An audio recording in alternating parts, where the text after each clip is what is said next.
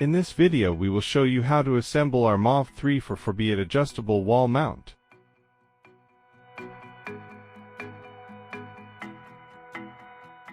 First, mark on the wall the position of the holes to be drilled for anchoring the mount.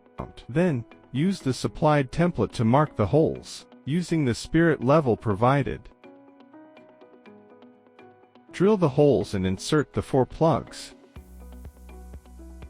Place the mount and use the 4 washers and 4 screws to attach it to the wall. Fix the TV to the bars of the mount, using the washers and the appropriate screws depending on the model.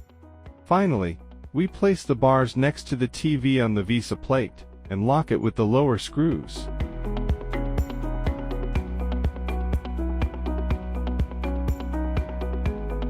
We can modify the horizontal and vertical tilt by adjusting the corresponding screws.